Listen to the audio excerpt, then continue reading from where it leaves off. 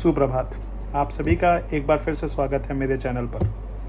तो इससे पहले जब मैंने केरला स्टोरी के प्रश्नों का उत्तर देने का वीडियो बनाने का सोचा था, तब मेरे मन में कहीं ना कहीं ये सवाल था कि कहीं इस वीडियो पे कोई कंट्रोवर्सी ना हो जाए, कुछ सही या रॉन्ग मेरे मुख से ना बाहर आ जाए। इसीलिए मैंने किसी को वो वीडियो शेयर भी नहीं किया था। लेकिन मेरे सब्सक्राइबर्स ने जब देखा तो कई जानने वाले लोग थे, उनका मुझे फ़ोन आया, कहा कि बहुत अच्छा वीडियो बनाया है। मुझे गौरवान्वित महसूस हुआ काफ़ी कि लोगों को अच्छा लगा। और आज वो मेरे चैनल पे सबसे ज़्यादा व्यूड वीडियो भी है। और मुझसे लोगों ने कहा कि भैया बहुत अच्छा बनाया था, दूसरा पार्ट जो आपने बोला है फिर से बना दीजिए अब आप। तो मैंने कहा भैया हम तो बजरंग बली के भक्त हैं, हमें तो बहाना चाहिए श्री राम के बारे में कुछ बोलने का। तो आज मैं अपनी दूसरे भाग के साथ आपके सामने आ चुका हूँ। इसमें भी हम लोग केरला स्टोरी पे पूछे गए प्रश्नों के ही उत्तर देंगे। इस बार जो मैं प्रश्न को सामने लेना चाह रहा हूँ उसका वीडियो अभी आपके सामने मैं ला रहा हूँ, इसको देखिए प्लीज़। तो अब तुम मुझे बताओ, वो गॉड है तो वो अपनी वाइफ को अकेला बचा के नहीं ला सकता? अपनी वाइफ को बचाने के लिए उसे वानर सेना की हेल्प लग रही है और उस वानरों को भी तुम पूछते हैं। आई एम सॉरी, तुम्हारे एक भगवान तो हर लड़की के साथ रासलीला करते रहते थे। ऐसा कैसा कैरेक्टर है गॉड का जिसको हर लड़की से प्यार हो जाता है? और वो खुद डर के अपना जन्मस्थान छोड़ के कहीं और चले गए थे। गॉड को कभी डर लगता है क्या? और जो जिसको खुद डर लग रहा है वो तुम लोग की हेल्प कैसे करेगा? जैसा कि आपने अभी सुना होगा, इसमें इन्होंने बोला है श्री राम और श्री कृष्ण के बारे में। तो सबसे पहले मैं श्री राम के बारे में जो इन्होंने बोला उस लाइन को लेना चाहूँगा। इन्होंने कहा कि वो देवता तुम्हारी क्या सहायता करेगा, वो क्या रक्षा करेगा जिसकी पत्नी का हरण हुआ और वो वानरों की सहायता ले रहा है। तो देखिए, सुनने में तो लग रहा होगा कि यार बात तो कितनी सही है, लेकिन आप जानिए तो पहले कहानी क्या थी इसके पीछे। तो मैं पहले आपको बताता हूँ वानर वाली भाग के बारे में। तो एक समय की बात है, नारद जी विष्णु जी के पास गए और कहा कि भैया देखो ऐसा है, देवी जी को हमें करना है इम्प्रेस और हमारे चेहरे से हो नहीं रही, आप अपना चेहरा हमको दे दो। विष्णु जी ने कहा बताओ यार चेहरा मांग रहा है। तो विष्णु जी ने खेल खेल के नारद जी को अपना चेहरा देने के बजाय एक वानर का चेहरा वहाँ पे दे दिया था। अब नारद जी को लग रहा था कि भैया मेरे पास तो नारायण का चेहरा आ गया है, अब मैं देवी को इम्प्रेस कर लेता हूँ जाके। लेकिन वहाँ पे पता चला उनको, अरे ये तो वानर का चेहरा है। तब नारद जी ने विष्णु जी को श्राप दिया था कि तुमने मेरे को वानर का चेहरा देख के पूरे स्वर्ग लोक में मेरी हंसी उड़वाई है, तो एक समय ऐसा आएगा जब तुमको भी वानरों की सहायता लेनी पड़ेगी। अब विष्णु जी स्वयं परमात्मा है, वो चाहे तो इस श्राप को ले चाहे तो ना ले, किंतु वो ये चीज़ शो करना चाहते कि हमारे धर्म में ऐसा नहीं कि देवी देवता भी श्राप से अलग हों, अगर उनको भी श्राप मिला तो उनको भी उसे भोगना पड़ेगा। इसलिए जब राम बनकर वो आए तो उन्होंने वानरों की सहायता ली। अब ये कारण था कि वानरों की सहायता क्यों ली गई। अब जो इन्होंने अगली बात बोली थी कि वो इतने वीक हैं कि उनको वानरों की सहायता लेनी पड़ रही है अपनी वाइफ को रावण के यहाँ से लाने के लिए। अब मैं वीक वाली बातें बोलता हूँ कि कैसे वो वीक नहीं थे, एक्सेप्शनल थे। जो ये लोग बोल रहे हैं कि एक्सेप्शनल नहीं थे, ऐसी कौन सी एक्सेप्शनल वाली बात थी, मैं आपको अभी बताता हूँ एक्सेप्शनल वाली बात। एक कविता है राम सा संघर्ष हो, उसमें उसकी कुछ मैं लाइनें लेके यहाँ पे आपको मतलब कि बताऊँगा, जिससे आपको ये चीज़ पता चले कि कैसे राम कितने एक्स्ट्रॉर्डनरी थे और कैसे थे, जिससे आप लोग जान पाएँ कि उनके बारे में जो बोला जा रहा है वो कितना ज़्यादा ही गलत है। तो अब आप सुनिए कि क्या हुआ था। कल मुकुट जिस पर साज ना था, कल मुकुट जिस पर साज ना था, आज उसे सब कुछ सा त्यागना था। निर्णयों के द्वंद्व से एक बालपन का सामना था। तो श्री राम से जब बोला कि आप वनवास जाओ, तब वो एक बालपन में थे। मुकुट उनके सर पे सजने वाला था, वो राजा बनने वाले थे। उस समय उनको बोल दिया कि आप 14 वर्ष के वनवास में चले जाओ। अब आप आगे सुनिए। प्रजा तो बस राम की थी, संपूर्ण दुनिया उसे तो जप रही थी। अरे वचन ही था छोड़ देता, धर्म ही था तोड़ देता। किंतु पीढ़ियां क्या सीख लेंगी, राम को चिंता यही थी। हो छिन रहा एक क्षण में सब कुछ, सोचो। हो छिन रहा एक क्षण में सब कुछ, सोचो एक क्षण क्या करोगे। बोलो कहां तक टिक सकोगे यदि राम सा संघर्ष हो, यदि राम सा संघर्ष हो। जो फादर हैं, जो कह रहे हैं वनवास जाओ, वो नहीं चाहते हैं कि वनवास जाएं। जिनको राज्य मिलने वाला है, वो छोटे भाई भी नहीं चाहते हैं कि इनको वनवास हो और मुझे राज्य मिल जाए। जिनके ऊपर राज करना है, वो लोग तक नहीं चाहते थे कि श्री राम जाएं वनवास में। पर श्री राम को चिंता यही थी कि अगर उन्होंने अपना वचन तोड़ा, रघुकुल रीत सदा चली आई, प्राण जाई पर वचन न जाई। अगर उन्होंने अपना वचन तोड़ा तो पीढ़ियां क्या सीख लेंगी। प्रभु जब इस धरती पर आके लीला कर रहे होते हैं तो वो यही चीज हमें बताना चाह रहे हैं कि कैसे एक आइडियल ह्यूमन को काम करना चाहिए। और आइडियलिज्म के बारे में श्री राम से बड़ा व्यक्ति कोई हो नहीं सकता। तो ये चीज आप जानिए, फिर आपको जो बोलना है बोलिए। अब आगे बढ़ते हैं। एक और मैं लाइन को लेना चाहूंगा, पंक्ति को, कि वह तो स्वयं भगवान था, वह तो स्वयं भगवान था, पर कहाँ उसमें मान था। किरदार भी ऐसा चुना जिसमें सिर्फ बलिदान था। श्री राम हमें सीख देना चाहते थे, इसलिए उन्होंने एक रोल भी ऐसा चूज किया। वो तो स्वयं भगवान है, जो रोल चाहे वो रोल वो ले सकते थे और उसी रोल से भी शिक्षा दे सकते थे, ऐसी कोई जरूरत नहीं थी। लेकिन उन्होंने ऐसा रोल चुन किया जिसमें बलिदान ही बलिदान था, सिर्फ हमें शिक्षा देने के लिए। अब जब वो वनवास में थे तब सीता जी हड़ली गई, तब वो यहाँ वहाँ घूम रहे थे सहायता मांगने के लिए। तब शिव भगवान, राम शिव के भक्त हैं और शिव राम के भक्त हैं। ऐसी ब्यूटीफुल हमारा धर्म है। तो राम जी की बातें हो रही थी तो शिव जी बोल रहे थे कि राम कितने महान है, राम तो कितने वो हैं। तब पार्वती जी के भी मन में सेम सवाल आया कि इतने महान हैं तो वन वन क्यों घूम रहे हैं। तब शिव जी ने बोला, राम इस समय लीला कर रहे हैं, इस बात को समझो, अन्यथा वो स्वयं परमात्मा है। किंतु लीला चल रही थी, पूरे संसार ब्रह्मांड को शो करना जरूरी था कि क्या चल रहा है। तो पार्वती जी स्वयं आई राम जी का टेस्ट लेने, सीता जी के वेश में। कहा आओ इनके एक बार टेस्ट लेके देखते हैं। सीता जी का वेश रखा और आ गए राम के सामने। और जैसे ही राम के सामने वन में पार्वती जी पहुंची, स्टन्ड हो गई, एकदम सरप्राइज हो गई, क्योंकि जैसे ही वो सामने आई, राम जी अपने असली रूप में, सीता जी साथ में थी, वस्त्र पूरे चेंज हुए पड़े थे। और श्री राम ने पता है क्या बोला कि माता आपने आने का कष्ट क्यों किया, मुझे बोल दिया होता मैं आ जाता। इसी से पता चलता है कि वो लीला कर रहे थे, अन्यथा सीता उनसे कभी बिछड़ी नहीं थी। लीला करके वो शो कर रहे थे कि कैसे ह्यूमन को काम करना चाहिए और कैसे ह्यूमन के संघर्ष के साथ उन्होंने सीता जी को वापस लेकर आए थे, एक नॉर्मल ह्यूमन के संघर्ष के साथ हमें शिक्षा देने के लिए।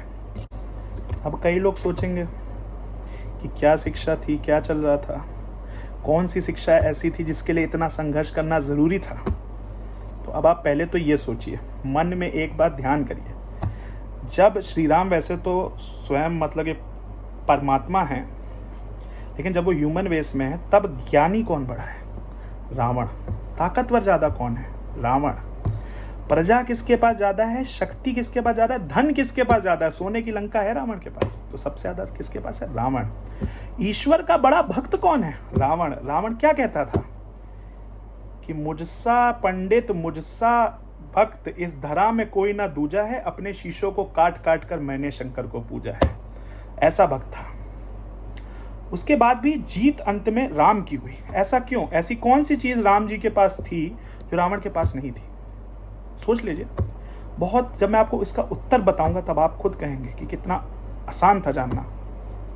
राम जी के पास था चरित्र, इसीलिए नाम है रामचरित्र मानस। जानते सब हैं कि ये स्टोरी का नाम है रामचरित्र मानस, क्योंकि किंतु ये नहीं सोचते कि रामचरित्र मानस ही क्यों, क्योंकि राम का चरित्र ही था जो उनको रावण से भिन्न करता था। और उन्होंने यही शिक्षा दी यहाँ पे कि अगर आपके पास चाहे ब्रह्मांड में कितनी शक्ति क्यों ना हो, कितना धन क्यों ना हो, अगर आपका चरित्र सही नहीं है तो आपकी अंत में हमेशा हार होगी। और यदि आपका चरित्र सही है तो सामने कितने से बलवान शक्ति क्यों ना हो, अंततः जीत आप ही की होगी। ये शिक्षा देना चाहते थे श्री राम। इसीलिए वो बोलना चाह रहे थे कि चरित्र को अच्छा रखें, मर्यादा पुरुषोत्तम बनिए। और ऐसा नहीं कि सिर्फ इस बार, यदि हमें गीता का श्लोक कहीं ना कहीं सुना तो अवश्य ही होगा, तो आप भी जानते होंगे कि यदा यदा ही धर्मस्य ग्लानिर्भवति भारत अभ्युत्थानम धर्मस्य तदात्मानं सृजाम्यहम् परित्राणाय साधूनां विनाशाय च दुष्कृतां धर्म संस्थापनार्थाय संभवामि युगे युगे। अर्थ ये है कि जब जब धर्म को हानि पहुंचेगी तब तब सत्पुरुषों के उद्धार के लिए, दुष्टों के विनाश के लिए, धर्म की स्थापना के लिए भगवान आते हैं अवतार लेकर, और ये प्रत्येक युग में होता आया है और आगे भी होता रहेगा। हमारे हिंदू धर्म में बताया जाता है कि ये लाइफ एक साइकिल है जो कंटिन्यूसली रिपीट होती रहती है, समय के अंत तक रिपीट होती रहेगी, और जब तक ये समय के अंत तक चलती रहेगी तब तक विष्णु जी अवतार लेकर आते रहेंगे धर्म की स्थापना के लिए और हमें सही मार्ग शो करने के लिए कि कैसे जीवन यापन करना है। अब ऐसा नहीं है कि मेरे पास श्री राम के लिए बोलने के लिए और कुछ है नहीं। तुलसीदास जी ने बोला था कि जितना जल समुद्र में है उसकी शाही बना लो, जितने पत्ते वृक्षों में हैं उसको कागज बना लो। तब भी यदि राम के चरित्र पे लिखने को आएगा तो कागज कम पड़ जाएगा, शाही कम पड़ जाएगी, लेकिन राम के पूर्ण चरित्र का वर्णन नहीं हो पाएगा। इसीलिए मैं राम के बारे में अब यहाँ से हटके श्री कृष्ण के बारे में जा रहा हूँ, क्योंकि मेरे कंठ में भी उतनी शक्ति नहीं है और ना यूट्यूब का डेटाबेस उतना बड़ा है कि राम के संपूर्ण चरित्र को स्टोर कर पाए। इसीलिए अब हम आगे चलते हैं, जो केरला स्टोरी पे श्री कृष्ण के बारे में इन्होंने गलत चीज़ बताई थी। तो श्री कृष्ण के बारे में भी इन्होंने दो चीज़ें बोली, और दोनों पहले ही बोल दूँ आपको, बहुत स्टूपिड है, बिल्कुल भी सही नहीं है। बोला था चरित्र ऐसे व्यक्ति का जो सबके साथ रासलीला कर रहा है, इसका जिसका कैरेक्टर लेस आदमी हो उसको तुम लोग भगवान मान रहे हो। अपनी भूमि छोड़ के जो दूसरी जगह भाग गया, जो इतना कमज़ोर है, शक्तिशाली नहीं है बिल्कुल, जो इतना कमज़ोर है कि वो अपनी भूमि छोड़ के स्वयं भाग गया, उसको तुम लोग भगवान मान रहे हो। तो पहले तो कैरेक्टरलेस वाली बात को लेके चलते हैं चरित्र के ऊपर। श्री कृष्ण की 16,108 वाइफ्स थी, जिसमें से 8 उनकी रानियां थी। बाकी के बारे में अभी मैं आपको बताता हूँ। एक असुर थे, उन्होंने 16,100 स्त्रियों को एज अ सेक्स स्लेव बंद करके रखा हुआ था। श्री कृष्ण गए और जाके उसकी हत्या की। अब जो उन लोगों को फ्रीडम मिली, लेकिन वो लोग ये सोच रहे थे कि अब हमें अपनाएगा कौन। उन्होंने कहा श्री कृष्ण जी आप ही ने हमें यहाँ से मतलब कि फ्रीडम दी है, अब आप ही हमारे सब कुछ हुए। तो श्री कृष्ण का तो ये शुरू से रहा है। श्री कृष्ण क्या कहते हैं, जो अपने ऊपर मेरा अधिकार मान लेता है मैं स्वयं के ऊपर उसका अधिकार मान लेता हूँ। तो उन्होंने उन 16,100 स्त्रियों को स्वीकार करके अपनी वाइफ्स के रूप में दर्जा दिया था। अब आप 2 सेकंड सोचो, ये कोई कैरेक्टरलेस आदमी की पहचान है? मतलब सेंसलेस बातें करवा लो बस फिल्मों में, ये चीज़ें ऐसे। देखिए जो लोग बोल रहे हैं उनके लिए तो मेरे प्रति कोई हेट नहीं है, क्योंकि वो तो बेवकूफ़ बनाना चाह ही रहे हैं। मेरा एक्चुअल प्रॉब्लम है वो लोग जो मान रहे हैं उनसे कि नहीं ये बात तो सही है। भैया जानो तो पहले, पूरी कहानी समझो, फिर बोलो ना कि सही बात है। अब बात करते हैं इस पे जो अपनी भूमि, मातृभूमि छोड़ के दूसरी जगह भाग गया, जो श्री कृष्ण का टाइटल भी है एक रणछोड़। इतने कमज़ोर आदमी को तुम लोग मान रहे हो। तो श्री कृष्ण जो थे अहिंसावादी थे। वो जान रहे थे कि अगर जयद्रथ से वध हो, मतलब जयद्रथ से युद्ध होगा तो दोनों साइड कोई भी जीते हानि पहुंचेगी, सोल्जर्स की डेथ दोनों साइड से होगी। तो उन्होंने कहा ऐसा है, अब हम लोग ऐसी जगह वास करने के लिए जाते हैं जो शहर, जो जगह चारों ओर से प्रोटेक्टेड रहेगी और कोई हम पे हमला नहीं कर पाएगा। आर्किटेक्चरल वंडर बनाएंगे। तब उन लोगों ने भी यही बोला था कि हे माधव, यदि हम लोगों ने ऐसा किया और हम लोग यहाँ से चले गए तो सब लोग यही बोलेंगे कि हम लोग रणछोड़ थे और भाग गए। किंतु श्री कृष्ण ने कहा मैं वो सब अपमान लेने को स्वीकार हूँ। तो ये एक शक्तिशाली मनुष्य की पहचान है या किसी कमज़ोर की, ये आप खुद ही सोचिए। जो अपमान लेने को तैयार है सिर्फ अहिंसा के लिए। हिंसा ना पहुंचे, बाकी लोग बचे रहें सिर्फ इसलिए। अब कईयों के मन में प्रश्न तो उत्पन्न होगा ही, अहिंसावादी अगर इतने थे तो महाभारत का भी युद्ध क्यों ही किया? तो उसके बारे में भी बता देता हूँ जिससे किसी के मन में कोई ऐसा प्रश्न ना रह जाए। द्रौपदी का वस्त्र हरण होने की पूरी साजिश की थी उन्होंने। चक्रवर्ती सम्राट थे, उनका पूरा साम्राज्य धोखे से छीन लिया था। 12 वर्ष का वनवास भेजा था और 1 साल का अज्ञातवास। उसके बाद भी श्री कृष्ण ने ये नहीं कहा अब लौट आए चलो युद्ध करते हैं। शांति प्रस्ताव वो अंत तक लेकर गए, क्योंकि उन्हें पता था कि दोनों साइड फैमिलीज हैं, किसी के साइड भी अगर डेथ हुई तो दिक्कत आएगी। तो सबसे पहले उन्होंने शांति का मतलब कि प्रस्ताव लेकर गए सामने की तरफ, मैत्री की राह दिखाने को, सबको सुमार्ग पर लाने को, दुर्योधन को समझाने को, भीषण विध्वंस बचाने को भगवान हस्तिनापुर आए, पांडव का संदेशा लाए। भगवान ने कहा कि चलो भैया पूरा साम्राज्य नहीं तो आधा दे दो और द्रौपदी से लेकिन क्षमा मांग लो। दुर्योधन बोला ये कैसे स्वीकार कर लें, ये तो कुछ भी बोले दे रहे हो आप। फिर धीरे धीरे बात हुई, अंततः बोला क्षमा मांग लो, ये वो सब कुछ हुआ। लेकिन जब माधव ने देखा कि कुछ स्वीकार करने को तैयारी नहीं है, तो उन्होंने बोला चलो भैया युद्ध ना हो, इसके लिए मैं अंतिम प्रयास करता हूं। ना क्षमा, ना ही प्रतिशोध, ना राज्य। तुमने वस्त्र हरण करने का ट्राई मारा, उसकी क्षमा भी मत मांगो। राज्य हड़प लिया, उसका प्रतिशोध भी नहीं लेंगे, वो राज्य भी मत दो। 12 साल वनवास भेजा, 1 साल अज्ञातवास भेजा, उसको भी भूल जाएंगे। सिर्फ हमें 5 गांव दे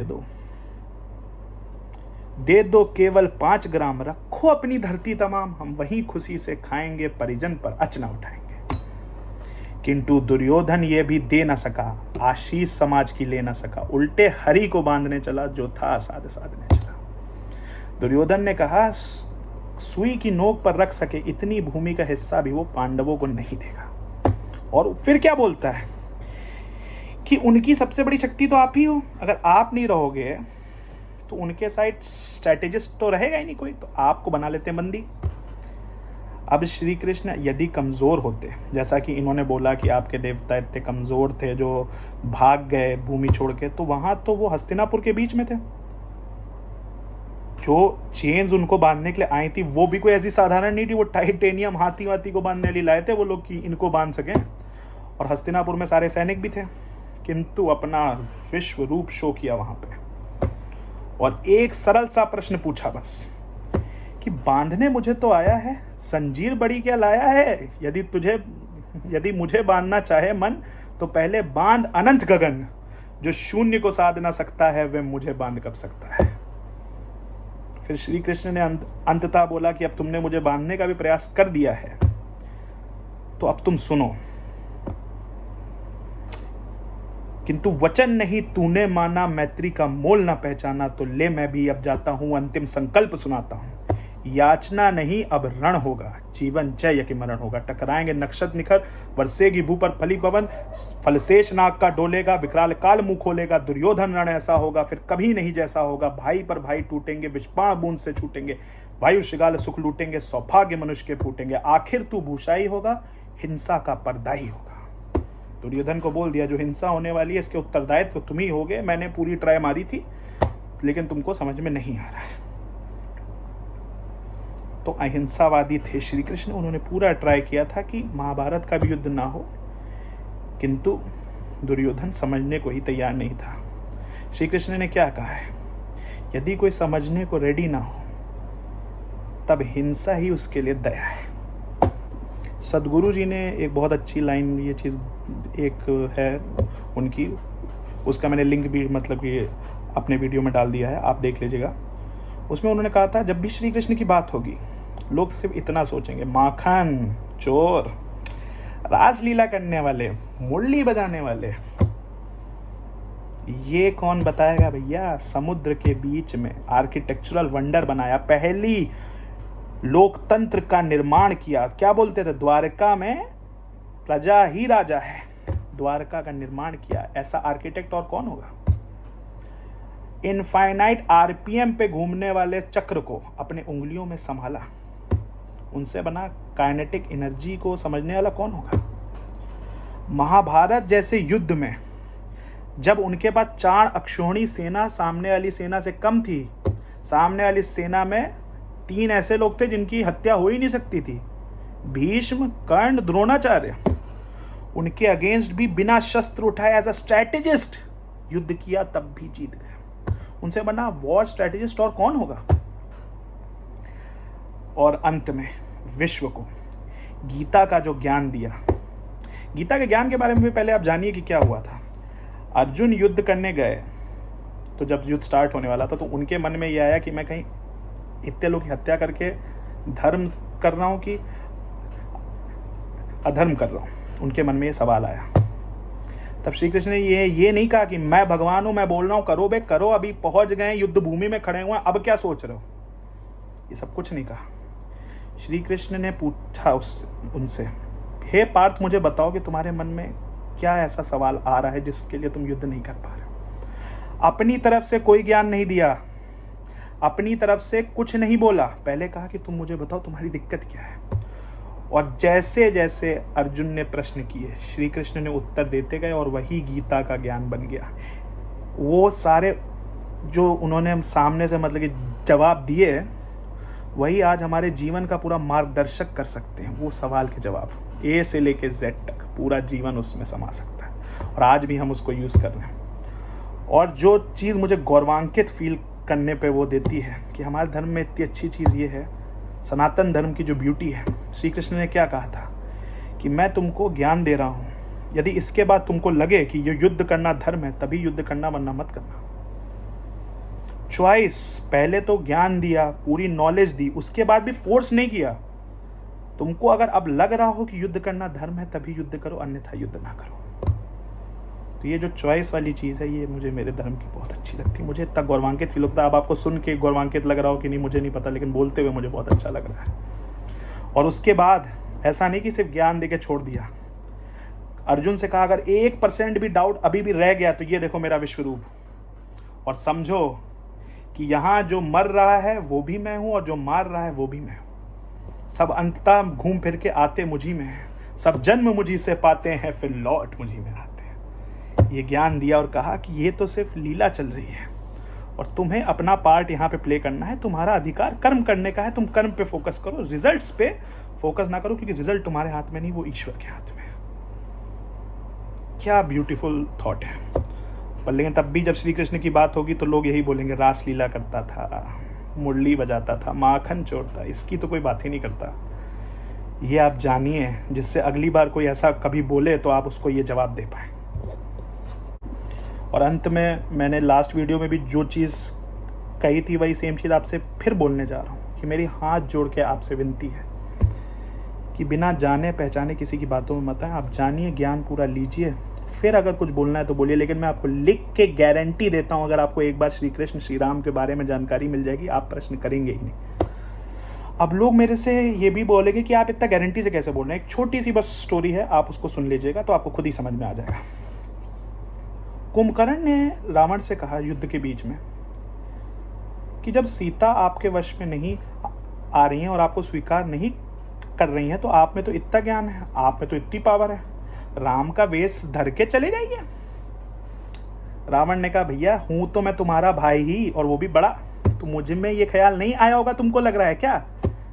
किंतु जैसे ही मैंने रावण से हट के मतलब राम का भेष रखा, मेरे मन से वासना का त्याग हो गया। रावण ने बोला है जो कि विरोध में है।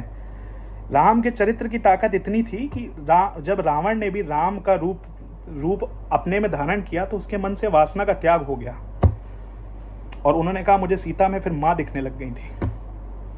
तो आप भी सोचिए अगर आप ज्ञान को जानेंगे तो आपके मन में भी जितने डाउट्स और जितनी पॉल्यूशन भरी चीज़ें हैं सब बाहर हो जाएंगी और आपको भी संपूर्ण रूपी शो होगा कि कितने बेहतरीन व्यक्ति थे, चरित्र कितना अच्छा था राम जी का, जिनके ऊपर प्रश्न कर रहे हैं यहाँ पे। हवा में नहीं बोलता मैं सिर्फ जय श्री राम वाले वो जो आजकल चल रहे हैं, मैं वो नहीं हूँ। मैं फैक्चुअल बातें आपसे करता हूँ। मैं जय श्री राम भी बोलता हूँ और हर चीज़ का ज्ञान रखता हूँ, इसीलिए गौरवान्वित होकर जय श्री राम बोलता हूँ। और मैं अपनी वाणी को विराम देना चाहूँगा कुछ अंतिम लाइनें बोल के कि ये कथा इतनी ही नहीं है, ये व्यथा इतनी नहीं है, कुछ शब्द उनको पूर्ण कर दें, राम वो गाथा नहीं है। जब तपे संघर्ष में तब हुए उत्कर्ष में, जब तपे संघर्ष में तब हुए उत्कर्ष में। बोलो क्या तुम भी ऐसी प्रेरणा बोलो क्या तुम भी ऐसी प्रेरणा पीढ़ियों के बन सकोगे? बोलो कहाँ तक टिक सकोगे यदि राम सा संघर्ष हो? सहली सारी यातना पर कर्तव्य सर्वोपरि रखा, त्यागशील संकल्प को जिस तरह जीवित रखा। बोलो कहाँ तक टिक सकोगे यदि राम सा संघर्ष हो, यदि राम सा संघर्ष हो।